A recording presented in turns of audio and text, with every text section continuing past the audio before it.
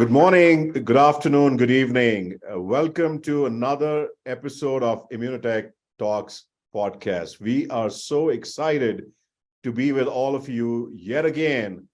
And this is going to be a very exciting session because we are actually going to be asking you to start with a question. The first day of immunology was held on which date? And if you don't know the answer to that, we will share it with you in just a second. It was April 29th, 2005. And it's a very important date for us to remember. It was brought to life by the European Federation of Immunological Societies in order to strengthen the general public's awareness around this very important topic of our immune system, and as a basis for individual health and overall well-being. Our goal today for this conversation is to bring awareness to everyone and the relevance of the immune system. And of course, we are going to talk about the wellness revolution that is associated with Immunotec, which we are so passionate about. And to get into this conversation, we have a very distinguished guest with us today. And I'm just going to present him to all of you in just a few seconds from now. Let me give you a little bit of background on this individual. He is the chairman of the Scientific Advisory Board at Immunotec. He has earned his medical degree from the University of Calgary. He's the chief resident at Emory University in Atlanta, Georgia, former director of the undergrad program and director of emergency medicine resident training at the McGill University in Montreal. And most importantly, he has written more books on the topic of glutatión, our body's master antioxidant, than any and all other books combined. He's also been an organizer of various international medical conferences, as well as a distinguished speaker, and has contributed to the training of thousands of doctors and students.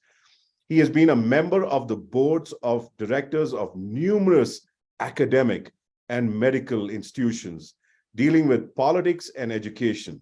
He is frequently heard on radio and television around the world, talking about the role of glutathione in health and disease. Well, I can go on and on talking about this distinguished personality, but it is my honor to welcome Dr. Jimmy Gutman.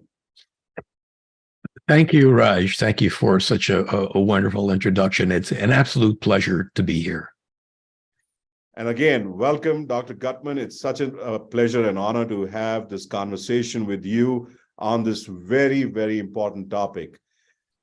Today, we wanted to discuss our immune system. And because both immunocal and glutathione play such an important part here, who better to review this topic but you, Dr. Gutman?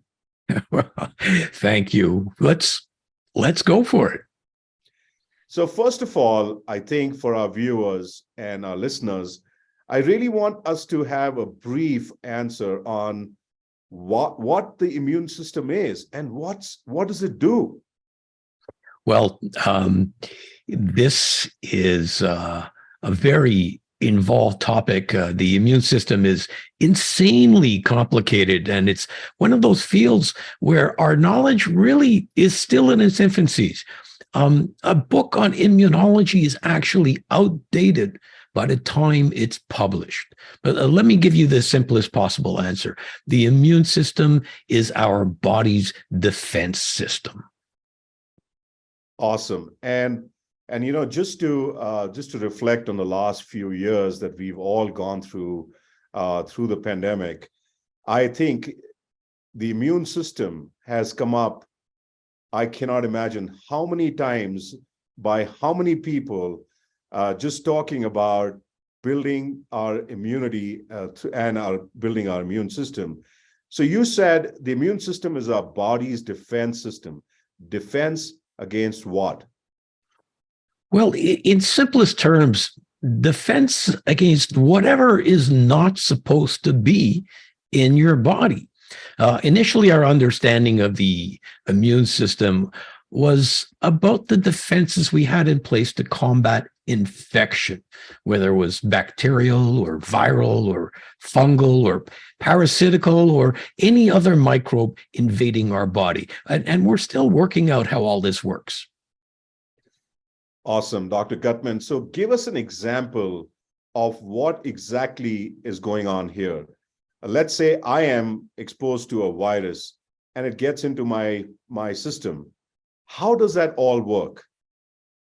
Okay, well, that viral particle will very quickly be recognized as an invader by specific immune cells that are always on the alert as scouts.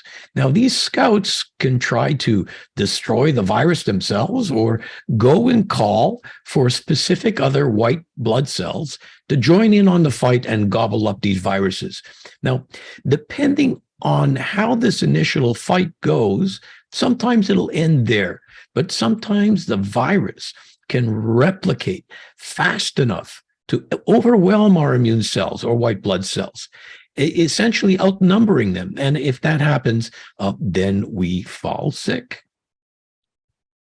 So to reinforce and kind of bring this to life for a layman, in layman terms, so the virus is now outnumbering our white blood cells, which are, as you said, describe them as immune cells.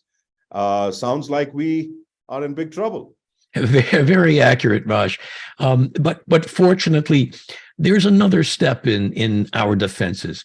When in good shape, our white blood cells start to rapidly multiply themselves through a process we call monoclonal expansion. Now, optimally, each little cell can replicate up to 500 times in optimal conditions. That's not 500 cells, that's 500 multiplications. This is a number that's too large to fit on your calculator. So we can obtain monstrously high numbers of immune cells and win the war. Of course, what I've described here is a bit of a simplification, but sometimes we win and sometimes we lose.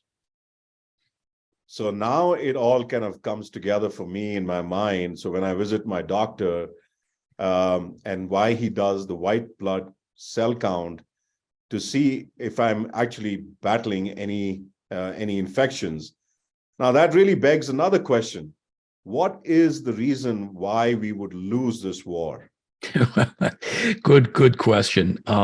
So I remember I said optimally each cell can multiply up to 500 times. Well, very often things are not optimal. For example, these white blood cells need a constant supply of that molecule we mentioned earlier, glutathione. If glutathione runs low, then the immune cells can't fight off the threat, nor can they continue to reproduce other white blood cells. And we find ourselves in trouble. So in this instance, think of glutathione as food or fuel for the immune response. So can I assume that the most infections work this way? We've had some terrible infections such as AIDS, hepatitis, and different bacterial infections. Do all of them work in a similar manner? In a basic sense, yes.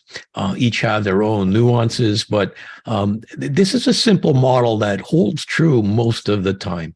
In fact, we've done studies on these in humans where we've demonstrated the efficacy of this strategy. We even hold patents to this degree, Raj. That's awesome. And I'm intrigued. I want to learn more about these patents that you just described, Dr. Gutman. Can you tell us a little bit more about these patents? Oh boy, we hold patents on specific illnesses. We hold a patent on supporting immune function in humans.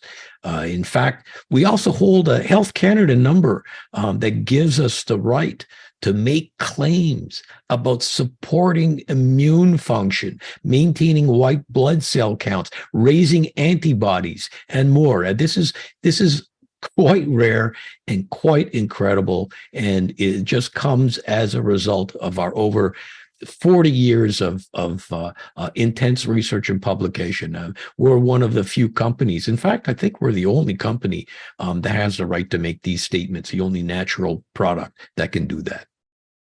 Thank you. That is remarkable, Dr. Gutman, and that is powerful, what you just said, that we are the only company which can make these claims, and that makes us unique, and that makes us very different from anything else on the planet.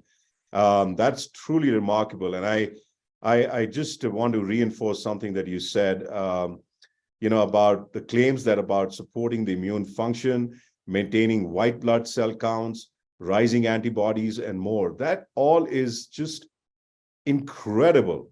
And, we learned a lot of many, many, many things which are so important to us, to live healthy, to be better, part of the wellness revolution. But you taught us a lot about the immune system as well, and our body, how it builds a defense mechanism against infections. And I think that this discussion today has been just invaluable.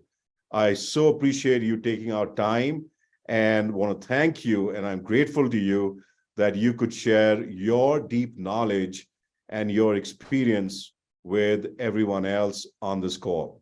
So thank you, Dr. Gutman. Really appreciated your being on this special podcast, and look forward to many, many more. As do I. Thank you very much, Raj.